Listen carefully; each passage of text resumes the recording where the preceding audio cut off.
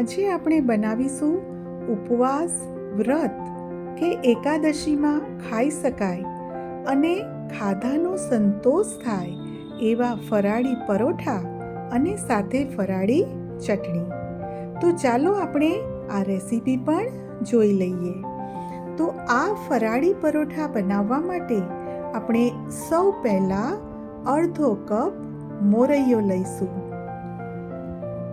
તો આ અડધો કપ મેં મોરૈયો લઈ લીધો છે અને હવે એમાં 5 કપ સાબુદાણા.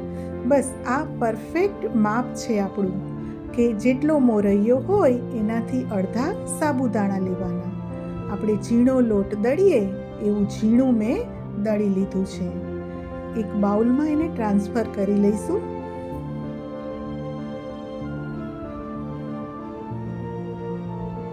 અને ચાલો હવે આપણે પહેલાં ફરાળી ચટણી બનાવી લઈએ.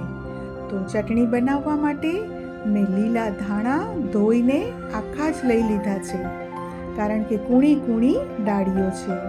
2 ચમચી સિંગદાણા, 1 ચમચી ખાંડ, 1 ચમચી જીરું અને 2 લીલા મરચાં અને 1 ઇંચ આદુના ટુકડા. અડધા લીંબુનો રસ એમાં નાખીશું આપણે. અને હવે એમાં છેલ્લે આપણે મીઠું એડ કરી દઈશું. 5 થી 6 આઈસ ક્યુબ નાખી દઈશું. આવું ઠંડુ પાણી કે આઈસ ક્યુબ નાખવાથી આપણી ચટણી એકદમ ગ્રીન બને છે. જુઓ, લીલી છમ ચટણી તૈયાર છે ને એ પણ ફરાળી. હવે અહીંયા 3 બટાકા મેં બાફીને છોલી લીધા છે અને હવે એને મેશ કરી લઈએ. જો બધા જ બટાકા આપણે મેશ કરી લીધા છે અને આપણે જે મોરૈયા અને સાબુદાણાનો લોટ તૈયાર કર્યો એ એમાં અડધાથી થોડો વધારે એડ કરી દઈશું.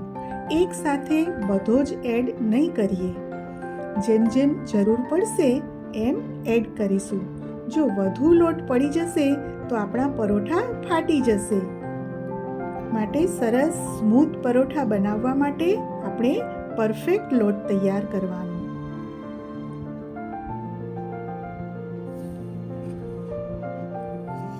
તો હવે મારે આટલા લોટની પણ જરૂર છે જ. તો બધો જ લોટ મેં આમાં નાખી દીધો છે. 3 બાફેલા બટાકા, અડધો કપ મોરૈયો, 5 કપ સાબુદાણા. છે ને એકદમ સરળ માપ. તો આ માપથી જ તમે પરોઠા બનાવશો. બધું જ સરસ લોટ જેવું જુઓ આપણું તૈયાર થઈ ગયું છે ને જુઓ. તો હવે આપણે એમાં થોડા મસાલા પણ કરી દઈશું. થોડો તેલવાળો હાથ કરી લીધો છે. આ તેલવાળો હાથ કરી અને લોટને કૂણવી લેવાનો.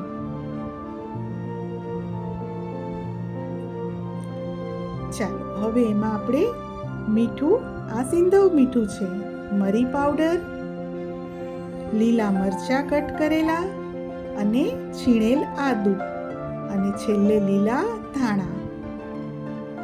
તો આના પરથી જ તમને ખ્યાલ આવી ગયો હશે કે આપણા પરોઠા કેટલા ટેસ્ટી બનવાના છે. તો ફરીથી બધું સારી રીતે મેં મિક્સ કરી લીધું છે અને હવે પણ જુઓ કેટલું સરસ આપણો લુવો તૈયાર થયો છે.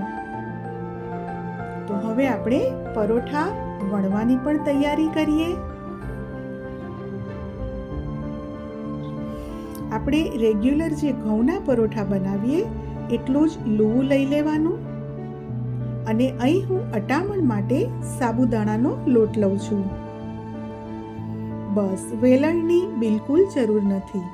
આપણા હાથની મદદથી હથેળીથી જ આવી રીતે થાબડી અને આપણે આખું પરોઠું ગોળ વણી લઈશું.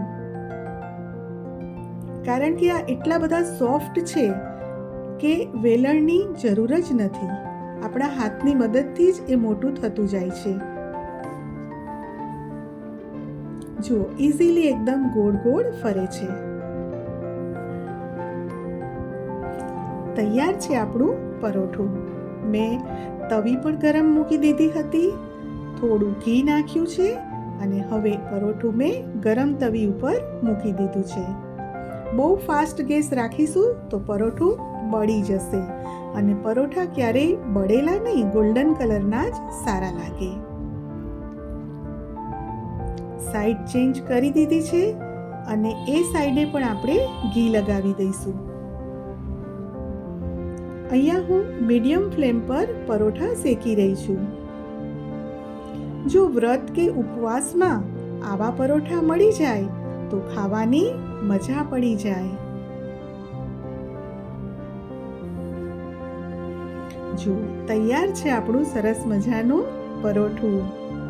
તો આ રીતે હું બધા જ પરોઠા શેકી લઉં છું. ફ્રેન્ડ્સ, આપને મારી આ ફરાળી પરોઠા અને ફરાળી ચટણીની રેસીપી કેવી લાગી મને કોમેન્ટ કરીને જરૂરથી જણાવશો અને આપ પણ આ રેસીપી બનાવી અને મને કોમેન્ટ કરજો કે અમે પણ આ રીતે પરોઠા બનાવ્યા છે. અને હા, આવી અવનવી રેસીપી ગમતી હોય તો મારી ચેનલને સબસ્ક્રાઈબ કરશો, પાસે આપેલ બેલ બટન પર ક્લિક કરશો જેથી મારા નવા વિડીયોના નોટિફિકેશન્સ આપ સુધી પહોંચતા રહે. અહીંયા મેં પરોઠા ફરાળી ગ્રીન ચટણી અને દહીં સાથે સર્વ કર્યા છે. Thanks for watching friends.